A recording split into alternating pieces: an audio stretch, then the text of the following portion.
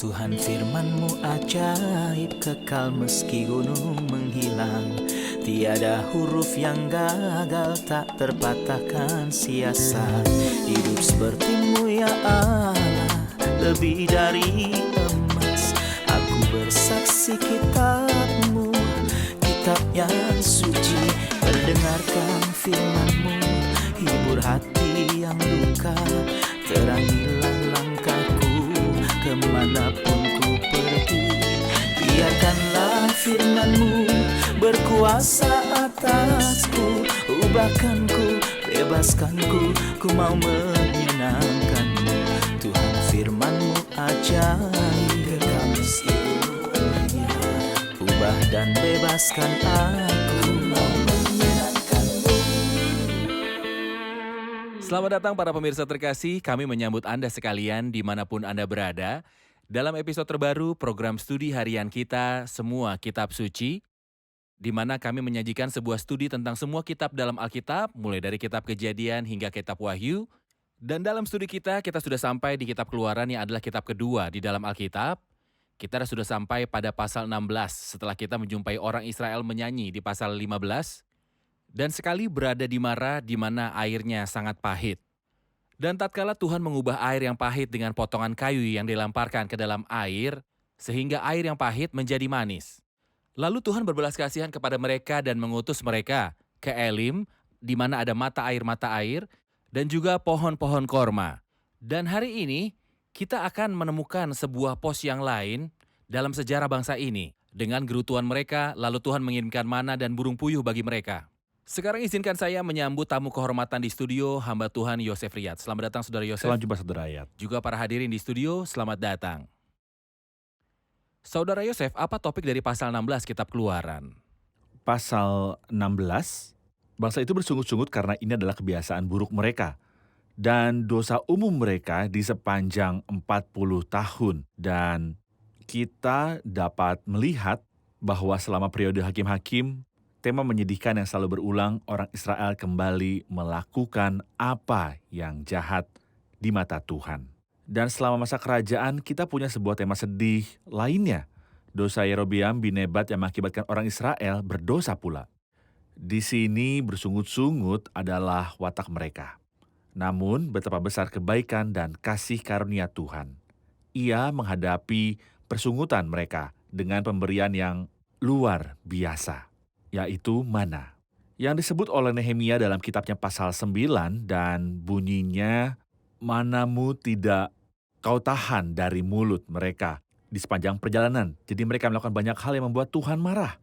Tetapi Tuhan tidak menghentikan mana di sepanjang 40 tahun. Mereka makan mana di padang gurun. Baik, saya akan baca beberapa ayat dan kembali untuk memberikan pertanyaan untuk Anda. Pasal 16. Setelah mereka berangkat dari Elim, tibalah segenap jemaah Israel di padang gurun Sin, yang terletak di antara Elim dan Gunung Sinai pada hari yang ke-15 bulan yang kedua, sejak mereka keluar dari tanah Mesir. Di padang gurun itu bersungut-sungutlah segenap jemaah Israel kepada Musa dan Harun, dan berkata kepada mereka, "Ah, kalau kami mati tadinya di tanah Mesir, ketika kami duduk menghadapi kuali berisi daging, dan makan roti sampai kenyang, sebab kamu membawa kami keluar dari padang gurun ini untuk membunuh seluruh jemaah ini dengan kelaparan." Sungguh aneh, melihat para penggerutu ini adalah orang-orang yang sama yang di pasal sebelumnya adalah para penyanyi. Dan bila kita menaruh kedua kata saling bersisian, para penyanyi yang menggerutu, apa yang ditunjukkan kepada kita tentang hati dari seorang percaya bahkan setelah menjadi orang beriman sepanjang perjalanan? Sayangnya, ini adalah kali ketiga. Dan tak akan menjadi kali yang terakhir. Di pasal yang akan datang, mereka akan bersungut-sungut di Refidim karena tidak ada air. Mereka bersungut-sungut di tepi Laut Merah. Mereka bersungut-sungut saat mereka sampai di Mara. Dan di sini di padang gurun di sini mereka bersungut-sungut untuk ketiga kali. Dan di pasal selanjutnya mereka akan bersungut-sungut lagi. Sangat menyedihkan. Betapa seringnya kita bersungut-sungut. Seringkali kita tidak sadar bahwa kita tidak bersyukur, tetapi bersungut-sungut. Bersungut-sungut karena cuaca, karena penuh sesak, Jadi itu kurangnya atau rasa puas. lainnya. Jadi itu adalah kurangnya rasa puas. Saya tidak puas Benar dengan sekali. posisi saya atau situasi keuangan saya. Kurangnya rasa puas yang berlanjut artinya bersungut-sungut kepada Allah. Sekalipun Alkitab berkata, tapi sebaiknya ucapkanlah syukur Karakter orang percaya seharusnya bersyukur dalam segala hal. Sangatlah aneh bahwa setiap kali bangsa ini bersungut-sungut, mereka berharap akan mati di Mesir. Jadi bahkan ketika mereka keluar dari Mesir, dan mereka tahu bahwa Firaun akan mengejar mereka, mereka berkata, seharusnya kita mati di Mesir. Kamu bawa kami keluar ke padang gurun supaya kami mati? Benar. Tidak adakah kuburan di Mesir? Saya tidak tahu kenapa setiap kali mereka bersungut-sungut, mereka mengharapkan kematian bagi diri mereka. Apa efek dari menggerutu bagi jiwa? Saya melihat di dalamnya ada sikap tidak bersyukur. Tidak diragukan Allah menunjukkan kebaikan yang terbaik. Dan kekuatan yang terbaik dengan menyelamatkan mereka dari Firaun dan cambuk mereka yang memperbudak mereka. Dan mereka seakan-akan Mesir begitu baik. Kami teringat daging yang biasanya kami makan di Mesir. Ketika kami duduk menghadapi kuali berisi daging. Jadi kurangnya rasa puas yang tidak dapat dibenarkan dan tidak bisa dijelaskan. Inilah manusia. Kita baca ayat 4, lalu berfirmanlah Tuhan kepada Musa, sesungguhnya aku akan menurunkan dari langit hujan roti bagimu. Maka bangsa itu akan keluar dan memungut tiap-tiap hari sebanyak yang mereka perlu untuk sehari. Supaya mereka kucoba apakah mereka hidup menurut hukumku atau tidak. Dan pada hari yang ke-6, apabila mereka memasak yang dibawa mereka pulang, maka yang dibawa itu akan terdapat 2 kali lipat banyaknya. Sesudah itu berkatalah Musa dan Harun kepada seluruh orang Israel, petang ini kamu akan tahu Tuhanlah yang membawa kamu keluar dari Mesir. Dan besok pagi kamu melihat kemuliaan Tuhan karena dia mendengar sungut-sungutmu padanya. Sebab apalah kami ini, maka kamu bersungut-sungut kepada kami? Kita melihat hati itu dalam keadaan tidak bersyukur, namun kita akan melihat hati Tuhan dalam kebaikannya. Benar. Lalu, apakah yang sedang Tuhan rencanakan untuk ia lakukan bagi bangsa ini? Kami mengharapkan bahwa Tuhan setelah mendengar persungutan mereka akan berkata, aku akan menghujani mereka dengan api dan belerang dari Dan mereka surga. layak Dan mereka layak menerimanya. menerimanya. Jadi jika ia melakukan hal ini, tak seorang pun akan mempersalahkan Tuhan dengan berkata mereka tidak layak. Namun betapa hebatnya apa yang telah terjadi. Lihatlah, aku akan segera memberi hujan roti dari surga bagimu. Apa yang dalam Ulangan 8 dikatakan, roti yang tidak kau kenal dan yang juga tidak dikenal oleh nenek moyangmu. Untuk membuat engkau mengerti bahwa manusia hidup bukan dari roti saja, tetapi manusia hidup dari segala yang diucapkan Tuhan. Allah memutuskan untuk memberi makanan kepada bangsa ini. Ya. Dan kita membaca mulai dari ayat 9.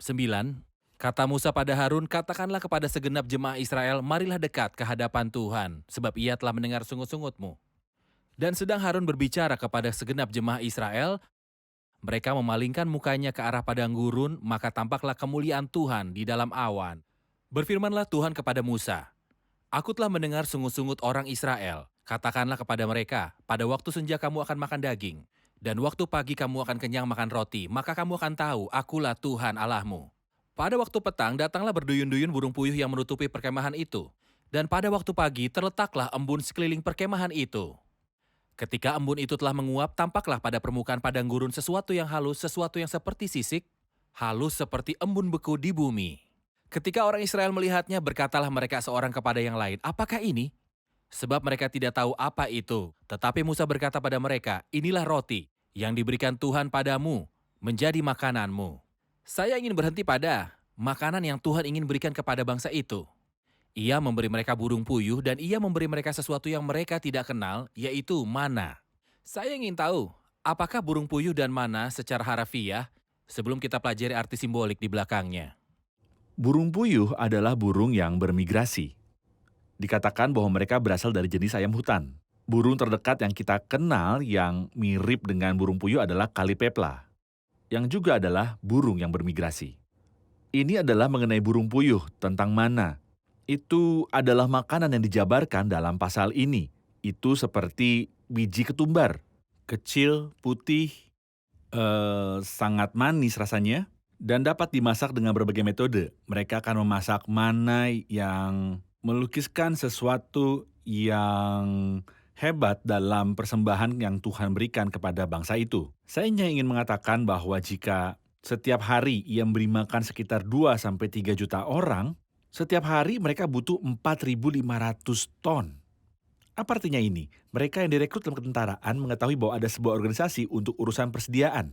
Kereta harus datang 10 kereta. Setiap kereta punya 30 gerbong dan setiap gerbong itu mengakomodasi 15 ton mana. Ini setiap hari. Jadi supaya hal ini terus berlangsung selama 40 tahun, maka siapakah yang mengirimkannya? Allah Inilah sebabnya pemberian mana adalah pemberian yang luar biasa. Tentunya kami menjawab kritik-kritik yang berkata bahwa mana adalah tanaman yang tumbuh di padang gurun. Kita berkata, ini adalah padang gurun di mana tidak ada tanaman sama sekali. Kedua, bagaimana tanaman atau makanan yang adalah hasil bumi dapat cukup untuk bangsa itu selama 40 tahun. Sementara mereka berpindah untuk bertunas setiap pagi atau setiap hari dan berhenti setiap hari Sabtu. Dan di segala musim, dingin, panas, gugur, serta semi, kita tahu bahwa kacang-kacangan dan tanaman-tanaman ada musim-musimnya. Tapi ini adalah mujizat. Alkitab berkata tentangnya bahwa itu adalah makanan malaikat, roti dari surga. Ya, kita rehat sejenak dan kembali untuk menjawab pertanyaan para hadirin.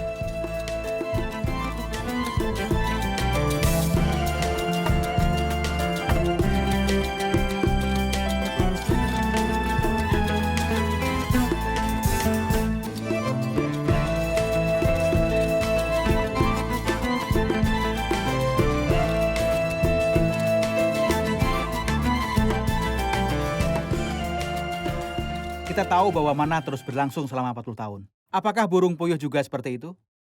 Pertanyaan yang bagus. Silakan Saudara Yosef. Pada faktanya burung puyuh datang hanya sekali di sini.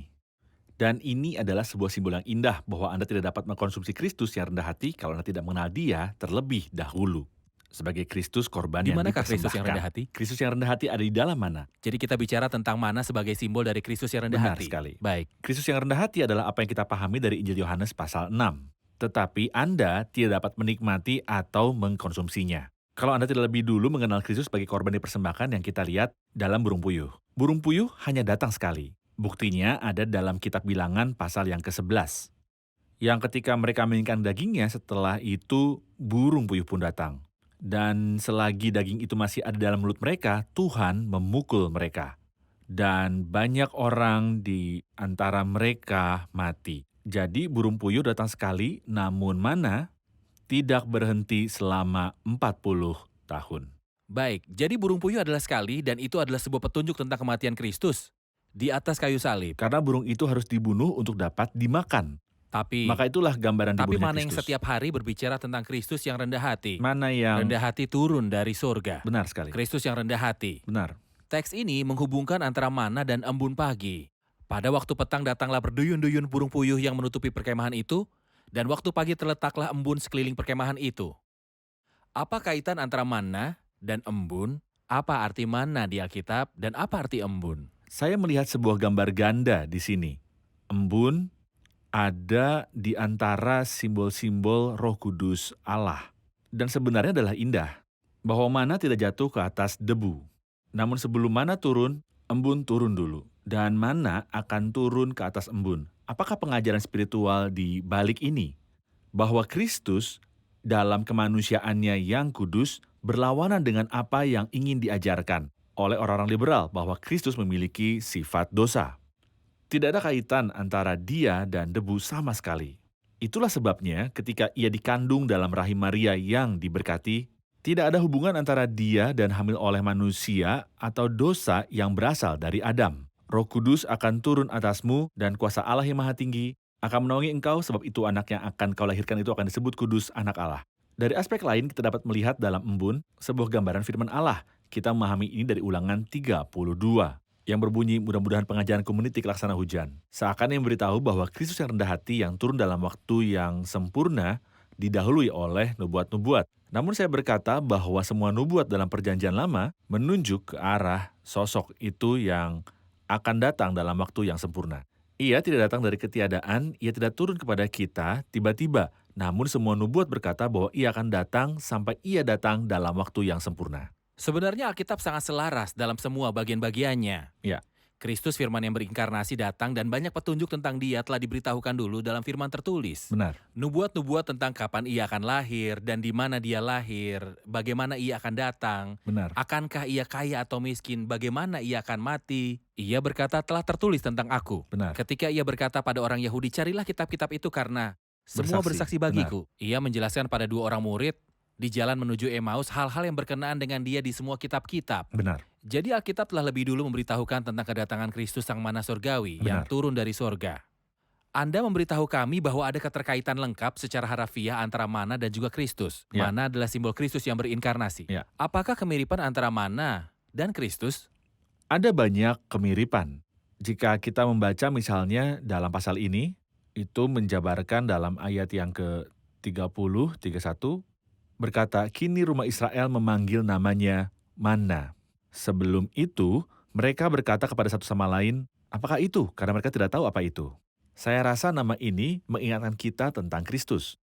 Karena kita membaca firman yang sama tentang Kristus di dalam Markus pasal 4 Lalu misalnya. siapa orang ini? Lalu siapa orang ini sehingga bahkan angin dan danau Taat taat kepadanya? kepadanya? Jadi pertama namanya adalah Man. Hal kedua itu berbentuk seperti biji ketumbar. Biji ketumbar bentuk bulat sempurna. Tidak ada karakter yang menutupi yang lain. Beberapa orang berkata bahwa Allah tidak punya karikatur. Karikatur artinya bahwa saat seseorang punya telinga yang tidak selaras dengan wajahnya. Arti karikatur memperbesar bagian itu. Bibir besar, artis karikatur memperbesarnya. Anda tidak bisa menggambar sebuah karikatur tentang Allah sama sekali karena tidak ada karakter yang menutupi yang lain. Ada keselarasan. Apa ya belas kasih dan keadilan yang mendahului yang lainnya? Tidak ada yang seperti itu. Ada keselarasan antara belas kasihan dan keadilan Allah seperti biji ketumbar. Hal ketiga, bahwa biji itu warnanya putih. Saya pikir kita tidak perlu pintar untuk mengerti ini. Sang pengantin perempuan di Kidung Agung pasal 5 ayat 10 berkata, kekasihku menyolok mata. 11 kali dikatakan bahwa ia adalah yang benar dalam perjanjian baru. Putih benar. Ia tidak berbuat dosa. Bahkan dia yang telah menjatuhkan hukuman penyaliban berkata, aku tidak bersalah terhadap orang benar Orang ini. benar. Orang benar. Mereka yang mengadili dia berkata, sungguh orang ini adalah orang benar. Yang terakhir, biji itu rasanya seperti kue. Dengan madu. Jadi itu manis rasanya, benar? Daud berkata dalam Mazmur pasal 34, kecaplah dan lihatlah betapa baiknya Tuhan itu. Pengantin perempuan di Kidung Agung berkata, kata-katanya manis semata-mata. Segala sesuatu padanya menarik. Kristus adalah sang mana. Ia bagai biji ketumbar, ia putih, ia manis. Orang harus bangun pagi-pagi untuk mengumpulkan mana. Tolong Ya. komentari tentang waktu ini.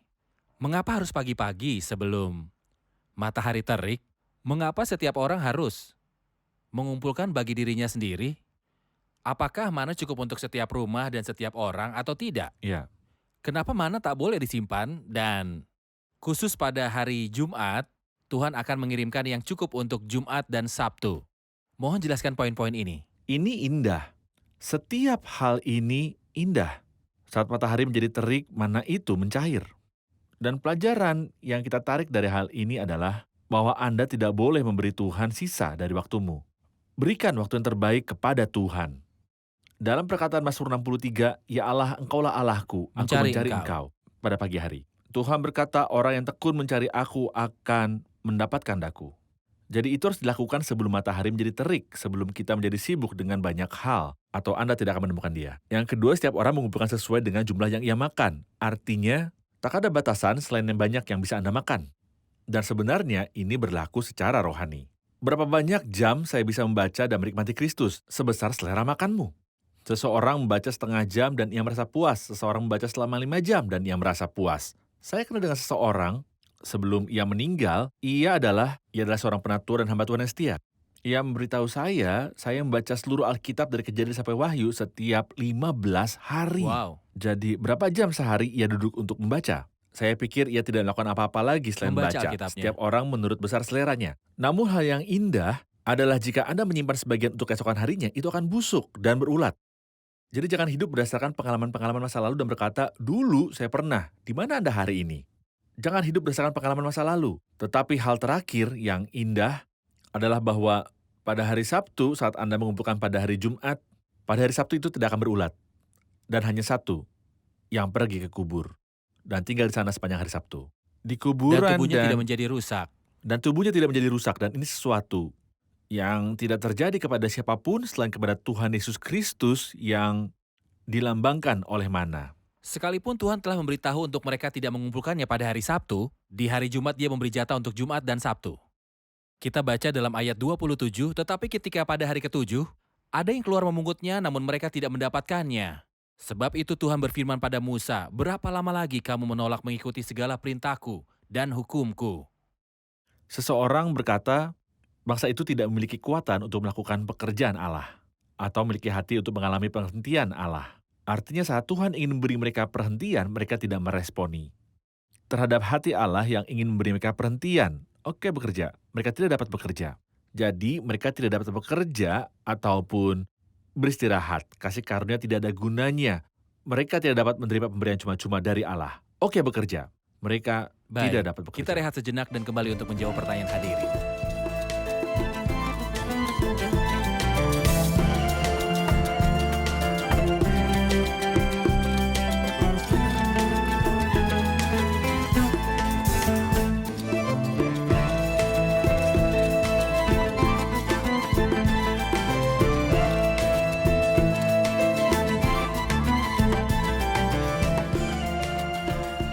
Ayat 33, sebab itu Musa berkata kepada Harun, ambillah sebuah buli-buli dan taruhlah mana di dalamnya segomer penuh, dan tempatkanlah itu di hadapan Tuhan untuk disimpan turun-temurun. Kami ingin tahu arti segomer mana dan mengapa ditaruh di hadapan Tuhan. Silakan Saudara Yosef. Saya ingin membahas kisah atau sejarah tentang mana di sepanjang sejarah bangsa itu. Dalam kitab Ulangan pasal 11, sebagai pengingat bagi orang Israel seumur hidup mereka, bahwa sepanjang 40 tahun Allah telah memberi mereka makan. Rakyat jelata merasakan keinginan makan yang kuat. Mereka sudah bosan dengan mana ini. Mereka berkata, kami sudah muak dengan makanan tak berharga ini. Tuhan mengirimkan ular-ular berbisa kepada mereka. Mana terus turun selama 40 tahun seperti kami katakan. Ketika mereka masuk ke tanah Kanaan, di dalam kitab Yosua pasal 5 kita membaca lalu berhentilah mana itu. Pada keesokan harinya setelah mereka makan hasil negeri itu. Sampai saat itu tak ada lagi mana tanah Kanaan. Karena hal itu berbicara pada kita tentang karunia-karunia yang baik di tanah itu. Namun Tuhan menyuruh mereka untuk mengambil segomer mana dan menaruhnya di dalam tabut perjanjian untuk disimpan. Kita paham dari surat Ibrani pasal 9 bahwa buli-bulinya terbuat dari emas dan bahwa mana itu disimpan di sana sebagai pengingat bagi orang Israel seumur hidup mereka bahwa di sepanjang 40 tahun Allah memberi mereka makan mana. Mana ini disebut dalam Wahyu pasal 2 ayat 12, Mana yang tersembunyi. Dan ia berkata bahwa ia yang menang di dalam jemaat Pergamus. Jemaat yang berkawan dengan dunia dan menjadi Pergamus. duniawi. Ia berkata, barang siapa menang, kepadanya akan kuberikan dari mana yang tersembunyi. Engkau akan ingat segala urusan di padang gurun, bagaimana Tuhan berbelas kasihan akan engkau di seluruh padang gurun saat engkau setuju untuk berjalan di dunia dengan menganggapnya padang gurun. Namun mereka yang berkawan dengan dunia, dan bagi mereka dunia menjadi suatu sasaran dan perolehan, akan tidak bisa menikmati mana yang tersembunyi yang bersamaan dengan dua loh batu perjanjian dan tokat Harun yang bertunas ketiganya ada di dalam tabut perjanjian setelah itu. Anda bilang bahwa di dalam sejarah bangsa ini, mana tidak berhenti. Ya. Sampai mereka tiba di tujuan. Benar, Namun di padang gurun, satu hari, bangsa itu bersungut-sungut atas Ya. mana itu. benar. Kami muak dengan makanan yang tidak berharga ini. Bodoh. Dan tuntutan mereka ini mendatangkan hukuman Tuhan. Benar sekali. Tolong ingatkan saya, Hmm. terkadang di lingkaran orang yang mengaku sebagai orang Kristen, Hmm. sejumlah orang muak dengan mana atau mereka menolak Kristus. Ya. Tidak menginginkan Kristus. Hmm. Mereka menyandingkan Kristus dengan manusia atau sesuatu yang lain, atau menyingkirkan Kristus dan berpegang pada manusia atau benda. Sebenarnya suara itu memperingatkan kita semua dengan lantang. Kemuakan akan mana bukanlah suatu dosa yang mudah di mata Tuhan. Apa pendapat saya? Saya gemetar saat orang menolak Kristus dan berkata, Anda tidak punya yang lainnya selain Kristus. Apakah kita akan berkumpul hanya bagi Kristus? Kami ingin hal-hal lain selain Kristus. Itu persis seperti kami sangat kangen makan bawang, bawang prei, bawang putih, dan mentimun. Apakah hal ini yang Anda inginkan? Oke, dan mana yang menyenangkan Allah? Sebuah himne yang indah berkata, semoga hati dipuaskan dengan Dia yang dengannya yang Maha Kuasa merasa puas. Dan semoga hati kita bergirang dengan kemuliaannya yang bersinar. Semoga Tuhan menolong kita sehingga kita dapat benar-benar berhati-hati untuk tidak muak. Dengan karunia yang besar, Kristus berkata, bekerjalah. Bukan untuk makanan yang akan dapat binasa, melainkan untuk makanan yang bertahan sampai kepada hidup yang kekal yang akan diberikan anak manusia kepadamu. Sebab dialah yang disahkan oleh Bapa Allah dengan materainya. Anda selesai berbicara dengan Kristus menunjuk kepada diri sendiri sebagai roti Benar. yang turun dari surga. Benar. Saya ingin mengambil pelajaran tentang mana terkait dengan apa yang Kristus katakan dalam Yohanes 6. Apa dan bagaimana mana yang dimakan oleh para leluhur di padang gurun dan kaitannya dengan Kristus. Bila kita membuka Yohanes 6, kita akan menemukan persis apa yang telah Anda katakan. Misalnya dalam ayat yang ke-32. Maka Yesus berkata kepada mereka, "Aku berkata kepadamu, sesungguhnya bukan Musa yang memberikan kamu roti dari surga, melainkan Bapa-Ku yang memberikan kamu roti yang benar dari surga." Jadi ada Musa yang memberikan roti, jika saya berkata itu roti yang dijadikan simbol, jadi mana adalah sebuah simbol Kristus? Oke, jika mana adalah sebuah simbol, maka siapakah kebenaran? Kristus. Bapa-Ku yang memberikan kamu roti yang benar dari surga. Dan karena Alkitab begitu menakjubkan, Yohanes 6 dan Yohanes 7, dalam Yohanes 6 kita membaca tentang mana? Dalam Yohanes 7 kita membaca tentang air. Barang siapa haus, baiklah ia datang kepadaku dan minum. Barang siapa percaya kepadaku seperti yang dikatakan oleh kitab suci, dari dalam hatinya akan mengalir aliran air hidup. Ide yang sama. Dalam Keluaran 16 dan Keluaran 17, Keluaran 16 mana dan Yohanes 6 mana? Atau dia yang dilambangkan oleh mana. Keluaran 17 berbicara tentang air. Dan Yohanes pasal 7 berbicara tentang lambang siapa air itu, yaitu Roh Kudus. Luar biasa, kita sudah sampai di akhir episode, kita tidak sabar menantikan episode yang akan datang, di mana kita akan melihat air keluar dari Gunung Batu. Benar. Mari Benar. kita rangkum bersama para hadirin. Apa yang telah Anda pelajari? Kita tahu bahwa mana merujuk pada Kristus yang mendati, dan burung puyuh merujuk pada Kristus yang dibunuh, dia hanya datang sekali, dan kita tidak dapat menikmati Kristus yang mendati kalau kita tidak mengalami Kristus yang dibunuh. Setiap orang Israel mengumpulkan mana menurut selera makannya. Juga kita, makin dipenuhi Tuhan, makin dapat makan dan dipuaskan. Mana harus dikumpulkan pagi-pagi sekali untuk bisa dinikmati. Ini mengajari kita untuk duduk bersama Tuhan pagi-pagi sekali untuk dapat menikmati Dia. Orang yang tekun mencari aku akan mendapatkan aku. Terima kasih, Tuhan berkati. Terima kasih, Saudara Yosef, Tuhan Tuhan memberkatimu. berkati. Pemirsa terkasih, Allah mengutus putranya ke dunia ini. Ia adalah mana sejati. Ia adalah roti dari Allah yang datang dari surga dan memberikan kehidupan kepada dunia. Rasa lapar dunia tidak akan dipuaskan kecuali melalui Kristus. Berusaha untuk memuaskan rasa lapar di luar Kristus akan sia-sia saja. Kristus datang dan kedatangannya didahului oleh turunnya embun. Firman Tuhan yang tertulis, ditulis selama 1.500 tahun, hukum Taurat dan kitab nabi-nabi. Bersaksi tentang kedatangannya, nabi-nabi bersaksi. Kedatangan Kristus didahului oleh mana? Bersaksi dalam firman tertulis tentang saat Kristus akan datang dan bagaimana ia akan datang. Kristus datang dalam keharmonisan yang lengkap antara Kristus, firman yang berinkarnasi, dan firman tertulis yang diinspirasikan. Semua alat yang menjadi saluran inspirasi menyaksikan tentang Kristus karena kesaksian Kristus adalah roh nubuat. Kristus yang dari surga, yang tidak menyentuh debu artinya ia tidak tercemari dengan kekotoran dunia, kudus tanpa kecemaran atau kejahatan. Ketika ia berada di dalam kubur, tubuhnya pun tidak rusak. Ia tidak tercemar sama sekali, baik dari dekat ataupun dari jauh. Kemanusiaannya yang penuh menuntunnya untuk melakukan pekerjaan yang sempurna di kayu salib. Dan kemanusiaannya yang penuh adalah basis kepenuhan dari karyanya di kayu salib. Pemirsa terkasih, Anda tidak akan merasa puas kecuali Anda menerima Kristus sebagai Tuhan dan Juru Selamatmu. Anda akan merasa puas dengan Dia di sepanjang hidupmu. Saya menyemangati Anda bahwa Kristus lebih dari cukup, dan kita tidak perlu mendambakan siapapun selain Dia. Ia cukup bagi kita sepanjang hidup. Pemirsa terkasih, sampai jumpa di episode berikutnya. Tuhan menyertai.